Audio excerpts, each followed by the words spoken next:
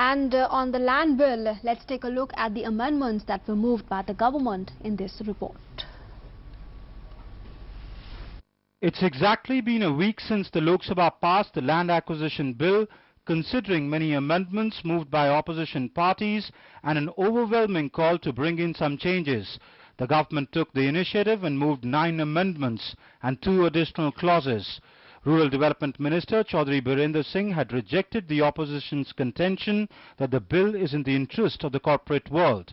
We have made this provision that all the 13 acts which were not included in the Act of 2013, they would be included, and fair amount of compensation, that means 4 times, and rehabilitation, resettlement, all these clauses would be applicable to all these 13 acts. The minister also claimed that the amendments moved by the government will ensure that all concerns expressed by members are met and the redressal mechanism remains intact. Salient points of the changes made by the government include limiting the industrial corridor to 1 kilometer on both sides of highways and railway lines. This is limited to industrial corridors being set up by the government only. Employment for at least one member of farm labour families which are affected due to displacement and land acquisition. Removal of exemption from the consent clause extended earlier to 5 sectors has been taken away from the social infrastructure projects under PPP model. Social impact assessment will be conducted for such projects also. Acquisition to be of bare minimum land. Survey to be undertaken of wastelands. Hassle-free grievance redressal to be undertaken at district level and creation of a quasi-judicial authority. Social impact assessment has been made a prerogative of the state government. States can create land banks of vacant land for development projects. The minister also assured that the bill is pro-farmer and will boost economic development. हमने provision किया है इसमें कि किसान को आगे बढ़ने का मौका मिलना चाहिए, उसको भी वो अधिकार प्राप्त है। आप उनको सारे आने वाले समय में उनको इस बात के लिए मजबूर नहीं कर सकते कि उनकी जमीनें अगर रहेंगी तो वो खुशहाल रहेंगे। आपने कहां खुशहाली छोड़ी? The government has assured the House more than once that it's willing to bring changes in the bill if the same benefit the farmers. Now the test for the bill is in Rajya Sabha, where numbers do not add up to the comfort level of the government. Opposition has made its strategy clear both on the street and inside the parliament. It now remains to be seen what the next move of the government would be to get the bill passed. Newsnight Desk, DD News. And the big question we're asking tonight is the protest against the land bill more political than ideological? To discuss that tonight, I have with me joining us in our studios is senior journalist Shekhar Iyer. Mr. Iyer, how are you looking at this whole protest, against the land bill? What, in your opinion, is it political or ideological? Well, I think it's more political, at least accepting in the case of the left parties who could have an ideological position on this. But in case of others, it is definitely political, because the Congress party leaders are making it very clear that they are not going to cooperate with the government. And we have seen particularly the then Rural Development Minister Jairam Ramesh, who was the architect of the 2013 Act, who is actually on the streets, who has taken forward this campaign. And even we have seen, even after the Act was passed, there was letters from several Congress chief ministers who had pointed out the lacunae and problems created by the Act. Now, we saw during the debate in the Lok Sabha, several ideas were thrown, several suggestions were made, and finally the government itself brought 9 amendments. And the other day, I think that was on Saturday, we heard Birendra Singh, who was former Congress leader, who joined the BJP before the Lok Sabha elections. He addressed a meeting of farmers in Haryana, where he said, look, I also had apprehensions about this bill, but when these amendments were brought, I was satisfied, because he himself is a agriculture background, and he knows the problems that farmers have faced in Haryana. He says, after that I feel this is in the interest of farmers. So whatever misgivings, whatever doubts and fears, basically it is fear. that the farmers will not get a better deal. So like you said that several chief ministers belonging to the Congress as well had expressed their concerns, had expressed their apprehensions. You think this time with these amendments, because feedback has been taken into consideration, changes have been incorporated. Now with these 9 amendments that have been moved by the government, what's your opinion? Have those concerns been addressed now with these amendments? I think a lot of this protest, how No, are this you looking at protest, this I think, protest because in the Congress- backdrop of these amendments that have been moved? I feel the Congress wants to, use this as an issue where it feels if it can build up a campaign that this government is anti-farmer, then it sees some kind of a revival for itself. At a time when it is plagued by issues about its leadership. Its Vice President Rahul Gandhi is not in Parliament, and in fact most of the party leaders do not know where he is.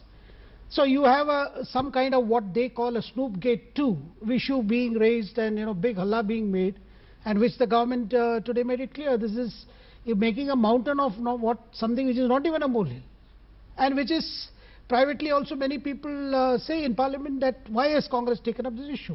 On the other hand, as far as land bill is concerned, some Congress leaders, the influential ones, feel that this is because that 2013 Act was rather a brainchild of Rahul Gandhi. So this is an issue they must not compromise and must make it a big fight, and then try to mobilize their own political revival using this as an issue. Okay.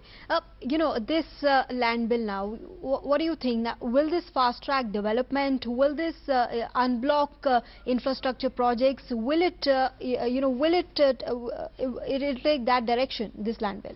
See, what was the core objective of 2013 Act? That farmers must have a good deal, they must get a good price, and they must not be cheated. And whatever land that is acquired, it must be for projects within a specific time. Now this was the basic idea. Now what we are seeing is, since the last December 2013 Act, there has been practical difficulty in acquiring lands, because if you are going to fix a rate, it will be 4 times the market price. Now which project is going to come where, and can you have a uniform rate all over the country? And the projects that we are talking about is not some 5-star hotel or something. This is like irrigation canals. You want to build some hydroelectric project. You want to lay a railway line.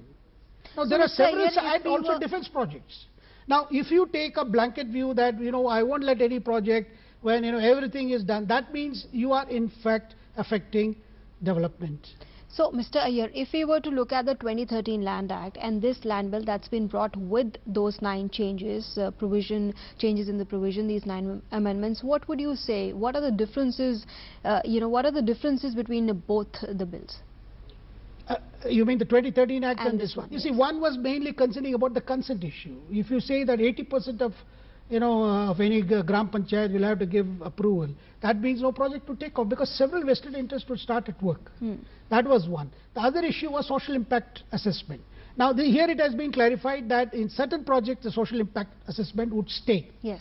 And the third thing that that prerogative has been for the state government. Yeah, now. the third thing is the farmers would be involved in actual would also be beneficiary of those projects. It should not be that the land is acquired for something. So the question of employment for each member of the family, and also the land that is acquired must be for that specific purpose. So some of these fears, because what is the basic fear of farmer is he sells his land at a particular price at a given time. Either the project comes and the lands are just hoarded in the hands of and also the public purpose has been defined. It was one grey area. It was felt that land could just be acquired, and it would not be meant for that specific purpose. And even the consent clause, it's now required for social infrastructure projects and the PPP. So that has been more clarified. And after all, we saw the debate that was a very extensive debate in the Lok Sabha. Several ideas were brought forth. Many objections were raised.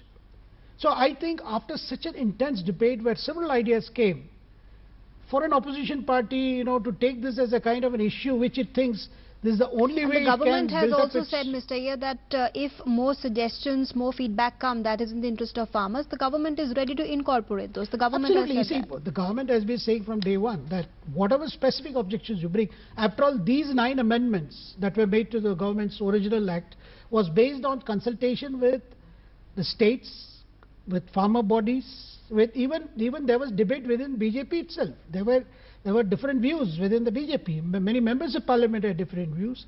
Many affiliate bodies had different views. Those were all actually collated and reduced to these 9 areas which needed more clarification. Mr. Iyer, my last question to you. What, in your opinion, what do you feel has the twin purpose of addressing farmers' grievances, farmers' concerns, and the road to development? Have these twin purposes been achieved? I think to a great extent it has been, because if the original government idea of bringing amendments, there were some lacunas and there were some grey areas, they were removed with these 9 things, with these 9 amendments. Now, the right approach would be, you take it forward in the Rajya Sabha, you have an extensive debate, and where the opposition feels that these 9 amendments are not enough, let them come with some of the suggestions, rather than take an approach just because the government doesn't have enough numbers in the upper house, we won't let it pass. And then we will make it a political issue and say this is anti-farmers. Okay. All right. Mr. Iyer, thank you very much for joining us this evening and sharing your perspective with us here on Newsnight on Doordarshan.